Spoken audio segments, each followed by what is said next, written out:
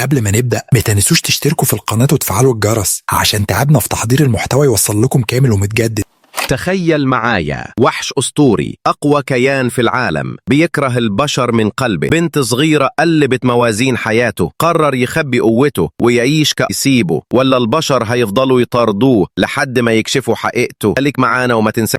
بدأت القصة مع فتاة اسمها أليسا التي ذهبت إلى مزرعة مع والدها، وبعد أن أنهيا عملهما ناديها والدها لتعود إلى البيت. داخل البيت نظرت حولها ووجدت خريطة لقارة اسمها إيديسيا التي هي قارتهم. لاحظت أن بعد الخريطة هناك مناطق مظلمة، كما لو أن القارة توجد فيها فقط هي والباقي كله ظلام. استغربت أليسا وسألت والدها عن تلك المناطق السوداء، لكنه والذي يدعى كلين لم يستطع أن يجيبها لأنه هو نفسه لم يكن يعرف. قال لها إن جميع البشر الفضوليين مثلها منذ ولادتهم، وكلهم يرغبون في معرفة ما وراء تلك الظلمة، لكن كل محاولة لدخول هذه الأماكن كانت نهايتها كارثية. كانت هناك 4 شواطئ تحمي الغرب والشرق والشمال والجنوب لقارة إيديسيا، وكل الفرق التي حاولت اكتشاف ما هناك تم تدميرها وقتل أفرادها. شعرت أليسا بالخطر الحقيقي، لكن فضولها لم يهدأ رغم أن والدها أخبرها أنه لا أمل في معرفة ما يوجد هناك إلا إذا تمكنوا من هزيمة الشياطين. أخبرها والدها عن وجود كنوز خاصة مثل سيوف أبطال فقط هم من يمتلكونها، ومن يحملون تلك الكنوز هم القادرون على محاربة الشياطين، وحتى يظهر البطل المناسب لا يوجد نصر. هذا الكلام جعل أليسا تتحمس وأصبحت ترغب أن تكون هي البطلة التي تحارب. سمعت عن سيف هايدن وقالت لنفسها إنه إذا حصلت عليه فستستطيع القتال، وإذا انتصروا سيرون العالم وراء الخريطة ويعرفون ما الذي في الظلمة. مرت سنوات كثيرة وأليسا لم تعد طفلا صغيرة، بل أصبحت واحدة من الأبطال المختارين. كانت راكبة في السيارة التي تأخذهم إلى طرف المدينة.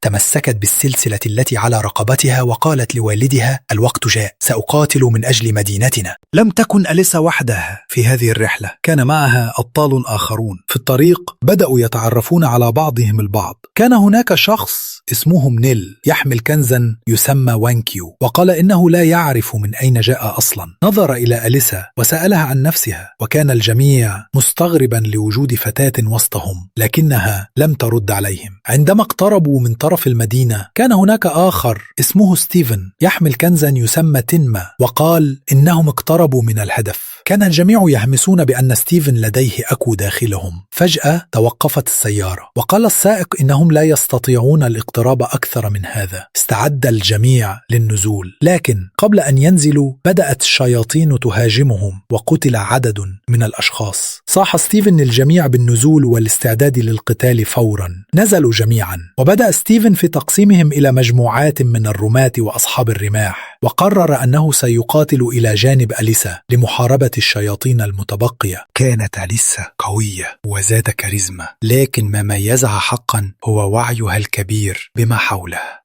أمام جبل بدأ أحد أمراء الشياطين يتحدث عن عالم الفوضى، قائلا إن الدنيا خلقت من الفوضى والفوضى خلقته، وربما يكون كلامه صحيحا. استمرت الحرب وخرج جميع الأبطال إلى الجبال والتلال حتى وصلوا إلى قمة جبل القمر، حيث ظهر سيد الشياطين كليفاتس ذو الجلد الأبيض الناعم كالريش، لكنه كان منظره مخيفا جدا. دفع ستيفن إلى الوراء وقال إن ما أمامهم هو خوف حقيقي، لكنهم مكلفون بالمهمة وهم أبطال، وبدعم من بعضهم سيحققون الأسطورة معا. حارب كليفاتس ستيفن وقتله في جزء من الثانية. انصدم الجميع لأن كليفاتس لم يقترب منهم حتى. أحد الأبطال أخذ المبادرة وحفز الباقين، لكنه قتل أيضا. أليسا أخذت وقتها تفكر وأدركت أن كليفاتس كان يهاجمهم من الظل. صرخت الباقين: كليفاتس بيهاجمنا من الظل، إذا أردنا أن نعيش يجب أن نهرب بعيدا عن الظلال. استغرب الجميع وقالوا: كيف يهربون بينما الدنيا كلها ظلام؟ لكن أليسا بدأت تقفز فوق الجبل وركضت، واقترب الظل منها،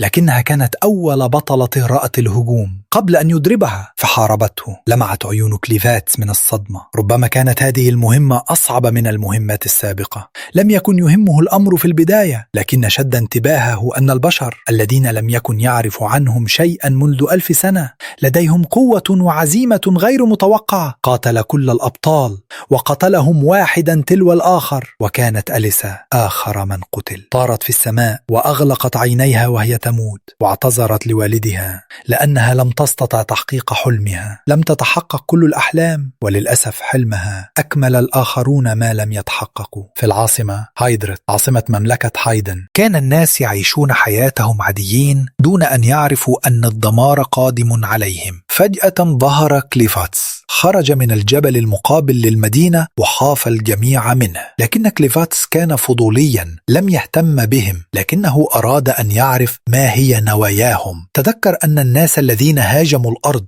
وقالوا إنهم أبطال وأن ملك هايدن هو الذي أرسلهم، فقرر أن يحارب الجميع حتى يصل إلى الملك. خاف الناس في القرية وبدأوا يهربون. الفرسان استعدوا، أحبروا الرماة وهاجموا كليفاتس، لكنه لم يرد عليهم، بل طار فوق السطوح ليصل إلى القصر ويعرف ما يحركهم. زاد الحراس عند بوابة القصر وأطلقوا سهاما كثيرة عليه، لكن السهام لم تؤثر فيه، بل زاد من هجومه وانهارت الحوائط في ثانية. عرف الفرسان أن الأمور خرجت عن سيطرتهم، وأحدهم جرى ليخبر الملك أن الشيطان هاجمهم. لم يخف الملك وقال: إذا كان شيطان فسوف أجلبهم، وكان يقصد أن الأبطال قد فشلوا. قام الملك من كرسيه وقال إنه يجب أن يحمي شيء واحد فقط، هو تراث هايدن وإنصال ومانا هايدلارد. طلب فارسان أن يحذر الملك من اقتراب الشيطان، لكن الملك رفض الاختباء وقال إنه مهما جرى الشيطان سيلحق به. استمر الفرسان في رمي السهام والنيران على كليفاتس، لكنه كان يعلم أن لا شيء سيؤثر فيه. تذكر السيف الذي استخدمته أليسا ضده وكيف أثر فيه قليلا. قال إنه إذا ترك البشر وحدهم فقد يصبحون أقوى ويهاجمونه. اقترب الملك من الباب لحمايته، وعندما فتح الباب خرج كليفاتس أمامه. من شكله والأشياء حوله عرف الملك أن ما أمامه هو الملك نفسه. تحدث كليفاتس بلغة البشر، مما فاجأ الملك لأنه كان يظن أن شيطانا مثله لا يعرف لغتهم. سأله الملك كيف استطاع أن يتكلم بهذه اللغة. قال كليفاتس: المهم يا باشا أنك الوحيد الذي يستطيع إنقاذ البشرية الآن. كان لديه بعض الأسئلة، وإجابات الملك ستحدد مصير البشرية كلها، ليس فقط أهل هايدن بل شعوب أخرى مثل داون وأوريج وسورات وبنت. كانت الأسئلة بسيطة: من هم؟ ما هي شخصياتهم؟ ما الذي يحركهم؟ ولماذا يهاجمون مملكة الظلام؟ لكن الملك رأى أنه لا داعي للإجابة، وكليفاتس قال إنه لن يرد على هذه الأسئلة. قطع كليفاتس رأس الملك في ثانية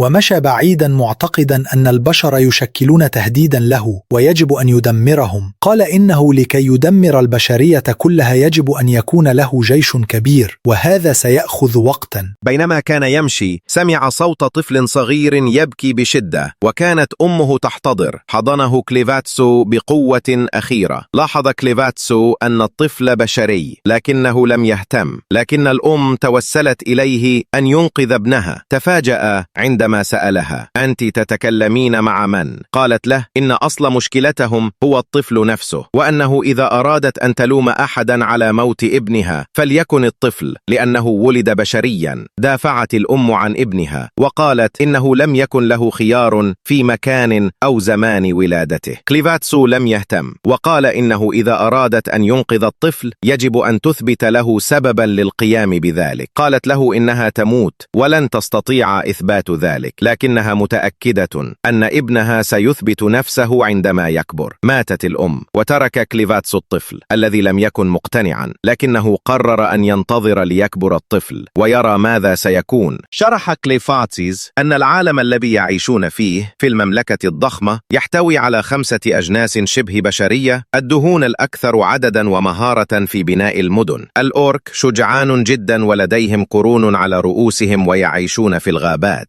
السلدين يحبون العزلة ولا يتكلمون كثيرا مع الأجناس الأخرى، وهم كائنات شبه مائية، نوع يشبه قطاع الطرق الشيطانيين البشريين، لكنهم أقوياء جدا. الهايدنز أشباه بشر وأقل الأجناس عددا، وهم الأذكى ولديهم القدرة على صنع أسلحة من الجواهر والأحجار والمواد الأخرى. كانت العائلة المالكة هي الوحيدة التي تعرف سر صناعة هذه التقنيات، وبفضل حكمتهم يبيعون الأسلحة للدن. هذه الصفقات جعلت الأجناس المختلفة تقوم بمغامرات معا خارج المملكة التي أصبحت مليئة بالوحوش، وأشهرهم 4 وحوش بينهم وحش ال9 ذيول. جبال القم كليفتس. الوحش ال9 ديول بيصد هجوم من وحوش أصغر كانوا هياكلوا الطفل خاف وبدأ يبكي، وكليفتس إن الطفل ده هيروح فيها قريب. لف نفسه حواليه وسال نفسه هيعمل إيه علشان يسكت الصوت العالي المزعج ده. حط طرف ظفره على دماغ الطفل فنام على طول وهو بيبص على الطفل. كليفتس حس إن الطفل هيعملها على نفسه قريب زي ما أتوقع. الطفل صح وبدأ يبكي ثاني. ده أعصابه بس شال الطفل ومش هيدور على حل، والحل الوحيد اللي لقاه هو إنه يرمي الطفل في حفره مليانة عناكب. أهدوا بس ما تقلقش، ده مش من نوع الدار، هم بس هياكلوا حاجات الطفل والعناكب بتستمتع بعيشها. كليفتس بيقول فكرة غبية إنه فاكر البشر بيكبروا في كام ليلة، بس افتكر المكان اللي لقى فيه الطفل بس لسه مش عارف الطفل ده مين. لام نفسه على قلبه الطيب اللي خلاه يرجع يشيل الطفل، بس خلاص كفاية ندم. هيعمل ايه بالطفل دلوقتي؟ لحسن الحظ كبرياءه كسيد الوحوش خلاه يقرر انه مش هيرجع الطفل وهيربيه بنفسه، بس مش هيعرف يعمل ده لوحده لان الطفل لازم ياكل وهو ما عندوش فكرة عن البشر بيعيشوا ازاي اصلا. بص على الجثث اللي لسه مخلص عليها واختار واحدة منهم وهي الليسيا عشان استغفر الله العظيم يرجعها للحياة. الليسيا دي ابوها اتقتل على ايد الوحوش الغامضة وفي لحظة غلط منها. علشان تنتقم قدوا جيش تهجم على سيد الوحوش، والموضوع انتهى بأوحش طريقه ممكنة. بس لحسن حظها جات لها فرصة تانية للحياة. لما رجعت حاولت تهجم على كليفتس، بس اكتشفت ان سيفها وجوز صحابها كلهم اترموا بعيد. كليفتس بكل فخر قال لها ان هو اللي رجعها للحياة بقوته الغامضة، وده خلاها زي جثة متى ماشية على الأرض. لما سمعت الكلام ده اتخضت وبقها اتفتح على الآخر. استغربت ازاي يعرف يتكلم لغة البشر عادي كده، بس فرحت شوية انها نجت. مش بالظبط يعني، ما هو فجأة كليفتس أمرها اتقلع. انت بتقول لي ايه يا باشا؟ مش عيب على سيد الوحوش يتحرش ببني آدمة؟ بس قبل ما خيالاتها تروح بعيد قال لها انه بيتكلم عن الطفل الجعان وانها لازم تقلع درعها وترضعه حالا. وبما انه حط فيها شوية سحر غامض بقى بيتحكم فيها، وما كانش قدامها خيار غير انها تطيع اوامره. ولما عملت كده كليفتس اتفاجئ انها ما عرفتش ترضعه، وده متوقع من واحدة زيها علشان هي عذرة، ولازم الواحدة تكون خلفت قبل كده علشان ترضع. وهم بيتخانقوا الطفل بدأ يبكي تاني. بدل ما يلاقوا حل فضلوا بيتكلموا كلام فاضي عن ازاي لقى طفلة اللي فات. زهق من الكلام ده واصر انها لازم تلاقي حل لجوع الطفلة إليسيا، وهي ملهاش فكرة عن تربية الأطفال. اضطرت تقول له انهم محتاجين ست مرضعة علشان تاكل الطفل. السؤال بقى هيجيبوا واحدة منين؟ لسه قالت انهم لازم يوجروا واحدة، بس ده هيحتاج فلوس، وكليفتس معهوش كاش دلوقتي. بس الكهف ملان أرانوزايت من أندر الجواهر في العالم، وده ممكن يجيب فلوس كتير جدا. إليسا فكرت تهجم عليه بس من غير سفهة، ما كانش عندها خيار غير انها تفضل ساكتة. وبعد تفكير كليفتس وافق انهم يجيبوا ست للطفل وهو هيروح بنفسه. قالت له انه مستحيل يدخل البلد بشكله ده، هو كبير قوي وهيخوف اي حد يقابله في الاول. عرضت انها تاخد الطفل بنفسها للبلد وتدور على بس كليفتس رفض علشان مش عايز الطفل يبعد عن عينه. بدل كده تحول لشكل ولد بشري. على قد ما التمويه كان مقنع، ال9 دول بتوعه فضلوا يتهزوا وراه، ومع قرن صغير في نص دماغه سحب الديول في فتحة الظل تحته. بس القرن فضل باين وهو ما كانش عارف، وهو لسه. قررت تسكت وما تقولش قبل ما يخرجوا. فكر في اسم لنفسه وللطفل، فقرر يسمي نفسه كلين، والطفل لونه فيه. اللحظة دي بس سأل عن اسم إليسيا وقالت له إن اسمها إليسيا عادي يعني. بعد كده مشوا لحد ما وصل صغير.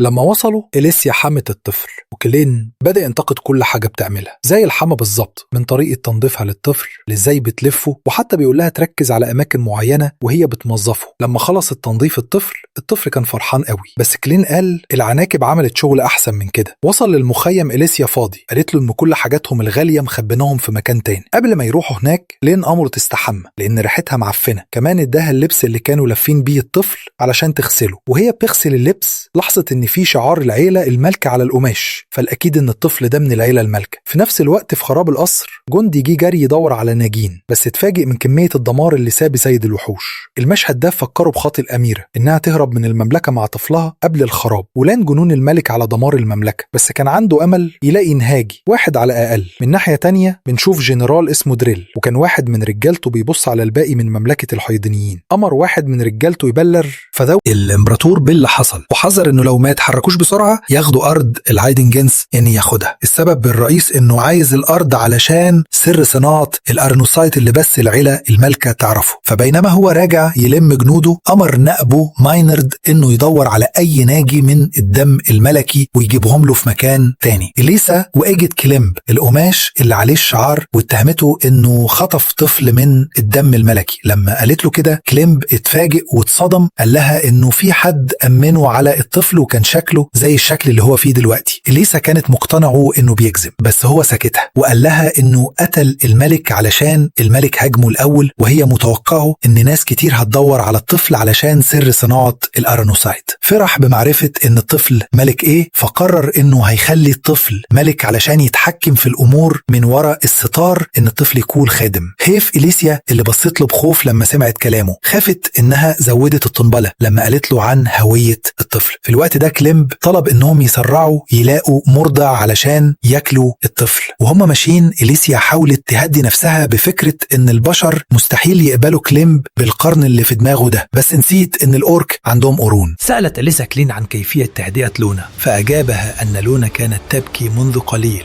لكن الأمور الآن أصبحت تحت السيطرة. اقتربت منه وسألته ليه أنت واحد من أقوى ملوك الشياطين اللي عاشوا وتسيب نفسك تضرب بالشكل ده؟ تذكرت أنه عندما غير شكله ظنت أن قوته نقصت، وهذا ما جعله يقع بضربة واحدة. كلين قال أن تحمينها قريب لكن مش دقيق تماما. شرح لها أن الطريقة التي غير بها شكله جعلت جسمه ضعيف مثل جسم البشر، وهو لم يكن يعلم ذلك، ولهذا سقط مغمى عليه بعد الضربة. نظام دفاعه الطبيعي الآن ضعيف، لكن إذا استخدم قوته الحقيقية يمكن أن يصبح أقوى. لكن السؤال، لماذا لم يحاول كلين الهروب من الورطة حتى الآن؟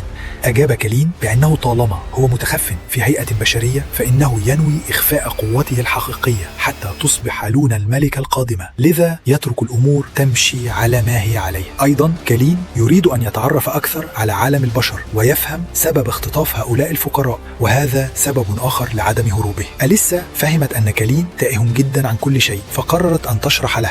أخبرته أنهم مع الأسرى الآخرين قد تم اختطافهم من عصابة تخطط لبيعهم لتجار عبيد. وصلت السيارة إلى قاعدة العصابة حيث قسموا الأسرى إلى فريقين، رجال ونساء وأطفال.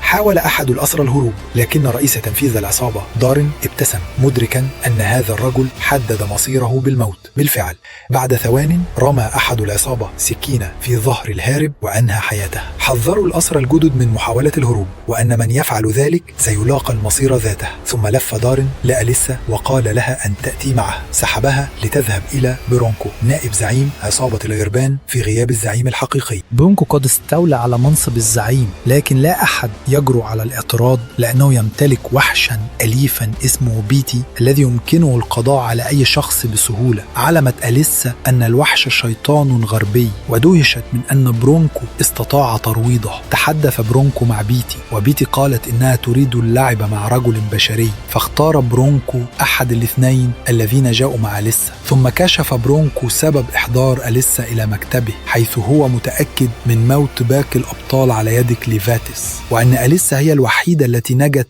لأنها هربت وتركت أصدقائها. سأل برونكو أليسا عن مكان سلاحها وأسلحة ال12 بطل الذين اختفوا، لكنها رفضت الإجابة. فأمر برونكو دارين وساتشن بأخذها إلى قاعدة كليفاتس للبحث عنه. اقترح دارين أن يأخذوا أليسا بدلا من الذهاب إلى الكنز الآخر الذي لديهم على الرادار، لكن برونكو تمسك بالخطة الأصلية، وأخبر دارين وساتشن أن يتدربوا مع أليسا قليلا قبل قبل الرحيل للتأكد من أنها لن تسبب مشاكل أثناء الطريق. في الوقت نفسه كان كلين يعمل بهدوء في مكان العصابة التي تديرها كارما، حيث حاول العديد من أعضاء العصابة الاقتراب من كارما. لاحظ كلين هذا واستغرب من أن الناس أصبحوا أشبه بالكلاب. من ناحية أخرى كانت نايل تربع لونا. نايل عليها مسؤوليات أخرى كما تعمل كويتر، وتتعرض لإساءة من الزبائن الذين ينتمون جميعا إلى العصابة. قدم كلين اللحم للعصابة بهدوء وصبر، وكان كثير منهم معجبا بخدمته. لكن كارما كانت تشعر بشيء مقلق. الكل يظن أن كلين أورك بسبب فيروس كورونو، لكن جلده أبيض وعيناه تشبهان عيون قاتل. بدأ 2 من العصابة يضايقان نايل وسحبها ليعلموها الأدب. قضوا الليل كله يضربونها وتركوا جسدها مليئا بالجروح والكدمات، لكنها لم تشتكي. بعد أن انتهوا عادت بهدوء لترضع لونا. فجأة شعر المعتدون بضخة وضعف واختفوا من الوجود حرفيا. علمنا أن كلين هو من فعل هذا لأنه يأخذ حق نايل المسكينة. ذهبت نايل لترضع لونا ووجدتها في يد كلين. لم تكن تعرف ما الذي فعله بالرجال الذين اعتدوا عليها، وكل ما يهمها هو إرضاع الطفلة. حملت لونا وأخذتها إلى المخزن لترضعها. جلس كلين جنب نايل وسألها بهدوء عن ماضيها. كان عايز يفهمها أكتر ويفهم حكايتها. قالت له إنها عاشت طول عمرها في المكان ده وما تعرفش كتير عن نفسها غير إنها من الغربان. عمرها ما شافت وش أمها، كانت دايما تشوفها من ظهرها ساكتة ومشغولة بأفكارها. كانت أمها هي الشخص الوحيد في حياتها، لكنها اختفت فجأة وهي عندها 12 سنة من غير ما تقول أي حاجة ولا حتى وداع. كلين سمع الكلام وسكوته كان أصدق من أي رد. ما سألش أكتر، كان حاسس إن اللي سمعه كفاية يوصل له حجم الألم اللي شايلاه في قلبها. بعد لحظة صمت طويلة قالت نايل بصوت منخفض: أنا أصلا ما كنتش موجودة، محدش كان يشوفني ولا يسمعني حتى وأنا وسط الناس. كلين بصلها وقال بهدوء: بس أنا شايفك دلوقتي. الكلام نزل عليها زي دفء مفاجئ، خلى عينيها تدمع لأول مرة تحس إنها مش لوحدها. كلين سألها: طب إيه اللي خلاكي تكلمي لونا؟ نايل ابتسمت بخفة وقالت: هي الوحيدة اللي شافتني من أول لحظة، ما خافتش مني ولا اتجاهلت. كانت بتحكي وكأنها تسترجع لحظة صدق نادرة، لحظة حست فيها إنها إنسانة مش بس واحدة من الغربان. كلين كان بيسمع وملامحه بدأت تتغير. حس إن في شيء في كلام نايل مختلف، صادق ورايق. نايل استمرت تحكي: من وقت ما بدأت أعتني بالأطفال اللي بيوصلوا هنا حسيت إن عندي هدف، كأن ربنا بعتهولي علشان يعوضني عن اللي راح. كلين بصلها وقال بهدوء: تحبي تيجي معانا تكوني مربية لونا؟ أنا مش هضغط عليكي، القرار ليكي، بس لونا بتحبك وأنا شايف إنك هتكوني إضافة حقيقية لينا. بصلها كلين وهو بيكمل كلامه: تفكري تيجي وتبدأي حياة جديدة بعيدة عن المكان اللي مش بيديكي أي فرصة؟ أنا مش جاي أخلق غصب، لكن اللي زيك يستاهل يعيش حياة أحسن. لونا محتاجاك، ويمكن إحنا كمان.